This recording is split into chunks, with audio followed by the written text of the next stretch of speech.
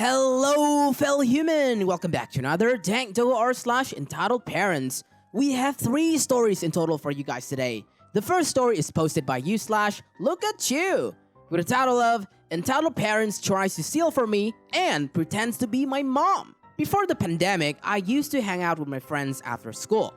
And one day, they sent me to buy some Coca-Colas. As I passed the cashier, I stopped at the exit to put change in my wallet and the 5 Coca-Colas in my bag. And then, the Karen came. With a bag full of chips and makeup, and with a kid around 8 years old, she stopped near me as I was packing and started talking. Translated briefly from Romanian. Karen: Hello, dear. Me: Hello. Karen: Would you mind give my son one of those Cokes? Me: Excuse me? Karen, louder: Can you give my son one of those Cokes?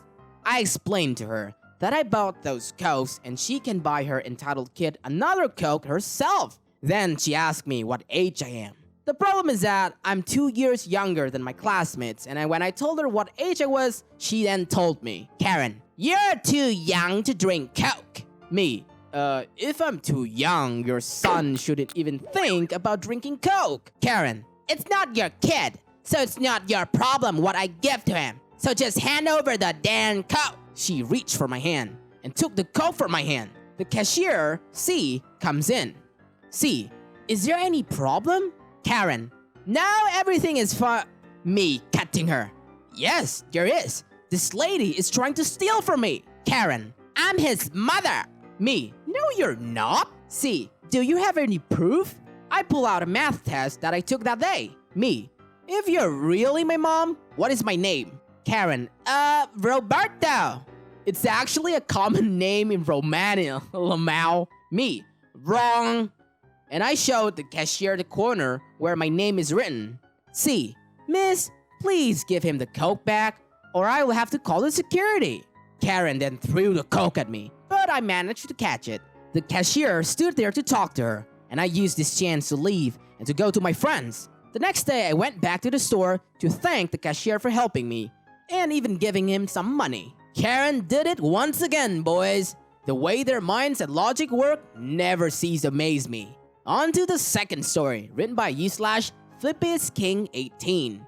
M calls the cops when I wouldn't give any steak to her son. This happened maybe about a year ago, before the whole pandemic started. The weather had been nice, and I had gotten some sirloin steaks. I haven't used my grill since the previous year, so I decided now would be a good time to try it out. For a few days, a group of construction workers had been busy working on a new house. But it's built now and it's pretty nice. Way too expensive for me though. But it had been hot and or rainy almost the entire duration of the build, and they were working their butts off the whole way through. So I decided to be nice. After going to the site, I yelled for them to come over to get some free food when they went on the break. They were incredibly grateful. There were about like 5 workers present, and 4 of them showed up for the steak while the other passed. I had enough for everyone, including one for me, and we had a nice time chatting and getting to know one another. One was a veteran from the Marines back in the early 80s. He's friends with my grandma now. One was even related to the sheriff of our county. Anyway, amid the conversation, we heard an "Excuse me" from the other side of the fence. My neighbor is this middle-aged woman with a super freaky son. He was this stoner influencer who loved to go on the social media and post about his fetish for pot and lived off his mother's paycheck every week while living on her couch. Oh, and he was also in his mid-30s, by the way. Lol. And there she was, our typical beloved Karen on the other side of the fence. Cast featuring Karen, entitled Parent. GB, grown butt kid. CW 1 and 2, construction worker 1 and 2. P, police officer. Karen: My son was wondering if he can have some steak too. Me: Sorry, I don't have any left. Karen: But you have enough for all of them. Me: Yeah, I do. If he wanted some, he should have came earlier. Karen: No, you should have bought enough for everyone. CW1: Look, lady, this guy was nice enough to cook steak. Karen: Don't you have work you should be doing? CW2: We're at lunch, ma'am. She soon left in a huff, but not before shouting that she was calling the police. I was the only one who heard that, I think, so I asked for the relative of the sheriff if there was really anything the police would arrest me for. Of course, he said no. In his words, there are no laws against not sharing. I asked if we should tell her that. Again, he said no. And again, in his words, it would be the most fun they've had on the job ever since they started building that darn house. Note, I actually did have an extra steak. I was saving it for later. XD. Sure enough, after the construction workers went back to the site, who's to show up but a police officer? No lights, so it's a non-emergency. But he parked right outside M's house. Both her and GB walked out and greeted P. I walked out my own lawn and M pointed straight at me. I can't quite remember everything said here, but she was accusing me of discrimination because I left her 30-ish years old little boy out of our little steak party. I swear it was like a kindergarten lunch. P obviously shook it off, warned her not to get the police involved in something so ridiculous again, and started to leave. But I said, me, wait, officer, are you hungry? P, well, I haven't had lunch yet. Why? Me, may I offer you a steak? Karen, I freaking knew it. You do have more steaks all along. I demand you give it to my son now. P, and I demand you both go back into your house before I arrest you for disturbing the peace and possibly harassment. Karen, but you can't do that. He can't do that. Tell him, GB. GB, I just wanted some steak. Karen, officer, you have to do something about this. This man is performing a hate crime on my son. We both actually laughed. P said something along the lines of, have a good day, and I let him into my backyard. I had to give him the steak raw since he had to go back on his patrol, but we have a good laugh. Karen and GB finally went back into their house. Every time that I see them nowadays, she scolds at me, while GB just pays no attention. I occasionally see the same officer from time to time, and every time I see him, he asks the same thing. Did you remember to share today? Right. Karen was like, Officer, Mr. Officer, this man won't feed my 30 years old little boy who's too lazy to work. Arrest him! Right? On to the final story shared by /, Spiky Steve. M yanks off my beanie, revealing my battered, mostly bald head to her entire family. So this has obviously happened before quarantine, but I didn't have Reddit at the time. It's still by far the most mortifying experience I've ever had. This story includes G, my good friend, M, G's entitled mom, me, smiley face.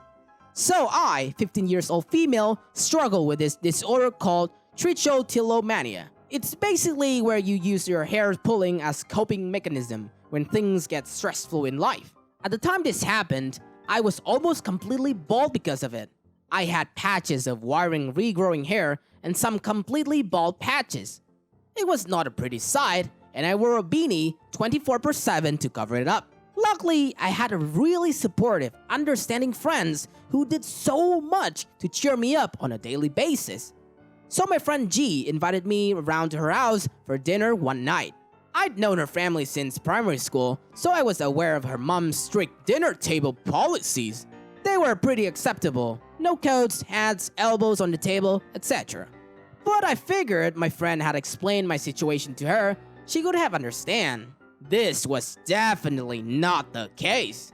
She was visibly uncomfortable with me wearing the beanie as we sat down to eat. M, Spiky Steve, would you mind taking off your hat at the dinner table? Me, immediately uncomfortable, considering how to explain the situation in front of G's younger brother. G, Mom, it's okay, just leave it. M, snapping, do not talk back to me like that. This is my dinner table, and I don't allow outdoor clothes during meal times. Me, I'm really sorry, but I prefer to keep it on personal reasons. M, getting up, this is ridiculous, just take off the hat. But I didn't budge. She grabbed the top of my beanie and started pulling it off. My hands darted to my head trying to resist. She went to make a comment about me being childish, but promptly shut her mouth soon as she revealed my battered, patchy, and bald head. Her mouth kind of hung open for a second or two as the rest of the table stayed silent. G, bless her, was furious with her M, yanked my precious beanie from her hands and quickly rushed me away from the table. Just in case anyone was interested, nothing much happened after the incident. My friend was really apologetic for her mom, and I was honestly too shocked and embarrassed to know what to say. She discreetly let me out of the house because I wasn't comfortable in that environment anymore. Later on, I know that my mom had a discussion with her. I don't want to get into a whole other story with this, but M started to exercise her gossipy Karen nature around other parents. In the end, she did give me an apology. It was awkward and cringy, but I accepted it. Oh gosh, only God can help like cancer patient who have the misfortune to have meals in that house. Karen has like absolutely zero common sense. That's it for today, fellow humans. Thanks for watching. Dank Doggo appreciates your time. If you enjoy our content, want to see more of us, stay tuned and subscribe. Don't forget to smash that like button and ring the bell where Doggo will cry. Also, you can always tell us your friendly neighborhood doggo, your experiences in the comment section. I will catch up with you guys later in the next video.